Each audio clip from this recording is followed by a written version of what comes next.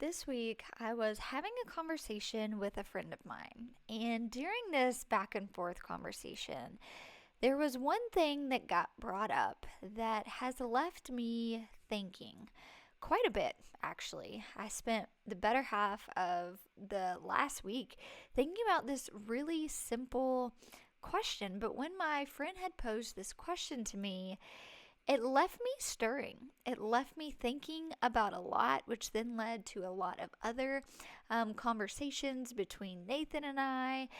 And while I am cleaning the house here, taking care of my household duties, I wanted to have this conversation with all of you guys because, I am a mama to four. We've got a new little one, Ziggy, who's 10 weeks old. We just started homeschooling the girls a couple weeks ago.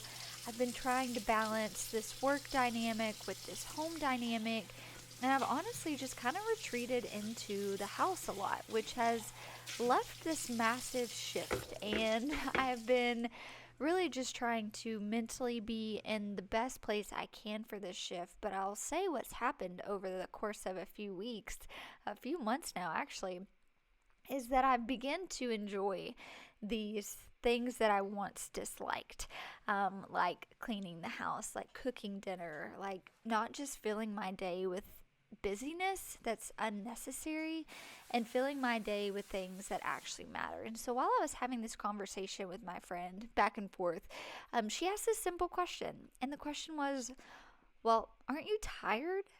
And I feel like any mama watching this right now could probably answer that question in 0.2 seconds with a response pretty similar to, well, of course I'm tired. Well, like, what kind of question is that? Like, yeah, I'm tired. We are juggling, just attentive to our spouses, being nurturing to our kids, keeping up with household responsibilities like sweeping, laundry, cooking.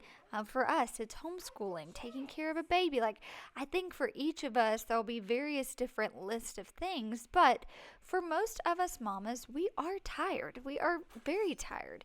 And so this was the question that I kept pondering on. And it's like, well, while yes, we may be tired, are we not also really privileged? And so that made me ask myself this question. And that was, Jill, what is the story you want to tell? And if I'm being real honest, I would say to you guys that if you had asked me this question a year ago, I would say I want to tell the story of inspiration, right? I want to tell the story of nurturing your family through growing food, through baking bread. Like, I want people to look at me and say, you know what? She was the reason I stepped into my gardening journey. She was the reason I said yes to my dream. She was the reason that I pursued what sparked joy, right? And I think that that is wonderful. I think that's so wonderful. I love that I get to inspire, educate, and encourage so many people to say yes to a sustainable lifestyle. And for many years, I found a lot of value in that being really the only story that I told. But as I have been able to kind of take a step back and really be in my home and be intentional in my home, I've realized that the stories I want to tell aren't really the stories that I'm telling, right? The story I want to tell is what my children are going to say about me. When my children get old and they have families of their own, what are the stories that they're going to remember? And while, yes, mama is tired, aren't we all? I hope that they don't remember how tired I was. I hope that they remember the gardens that we grew and how they used to go out there with me and plant these seeds, and we were never rushed to get it done. They don't ever remember how they did it wrong. They just remember mom and dad created a space and a time for them to plant gardens. I hope that they remember the fresh baked bread that was on, the dinner table almost every night. I hope they remember seeing mom and dad in the kitchen together. I hope that they tell stories about how intentional food was for our family.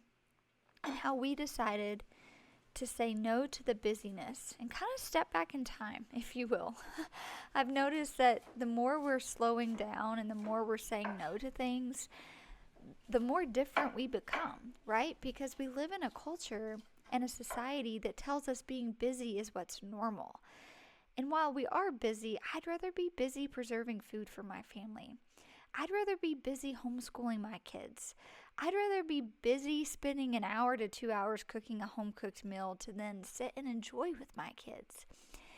And this prompted me to think back to my own childhood, right? What are some of the stories that I remember? What are those good childhood memories that I look back on and it just immediately sparks nostalgia for me? And I am so just in a season where I want to prioritize this so much for my children. I don't want to think about how tired I am. I don't want to think about how mundane the tasks are of doing laundry, cooking dishes, preserving food, tending to the garden. Like, these are privileges. These are privileges that I've in fact spent many years praying for. And so this week, I really just encourage you guys to ask yourself, what are the stories I want to tell?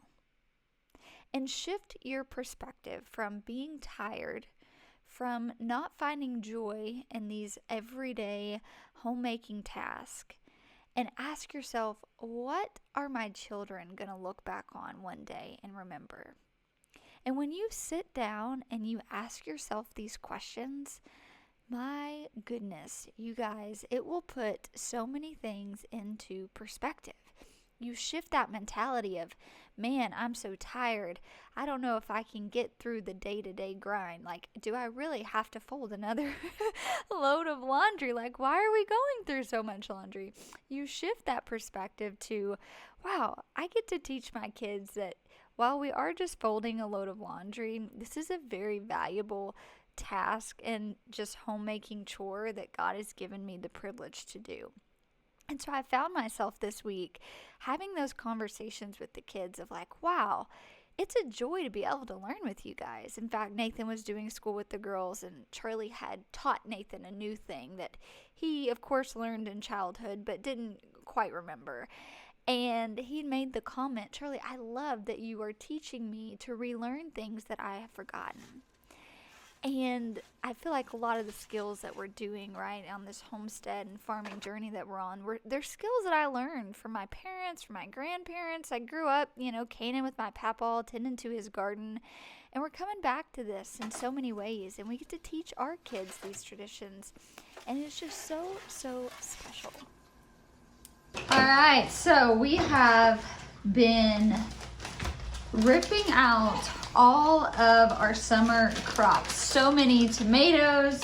We left a few peppers, but we have been freeze drying. And when I say we have been, I mean Nathan has been chopping up a bunch of these, freeze drying them.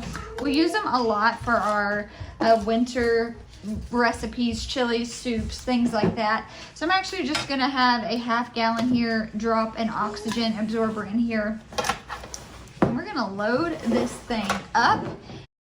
So this week, or maybe next week, as you are doing your homemaking chores, just like I am here, we have been on the crazy preserving pepper train as we are ripping out the high tunnel, getting all of our fall crops sown.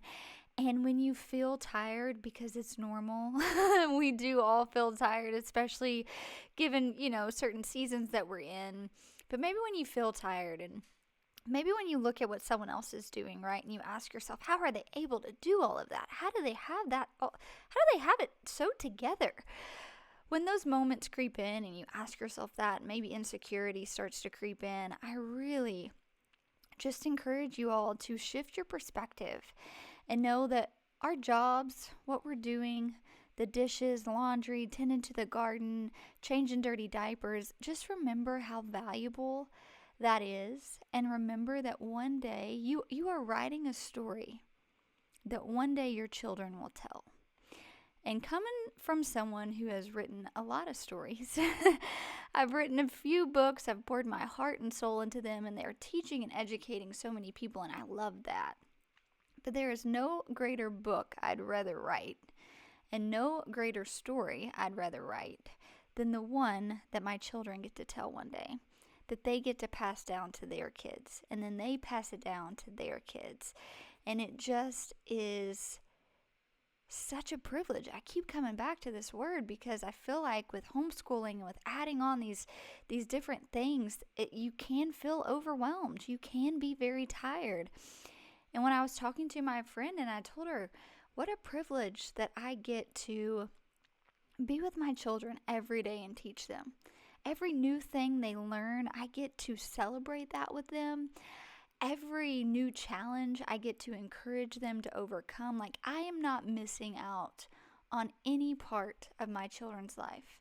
I am literally walking hand in hand with my spouse every day. Every day I get to wake up and make the decision to pursue my husband more than I did the day before. And that's actively in front of me because we spend every day with each other. You guys, I can't stop but just reflect on how blessed I am to be able to get to do that.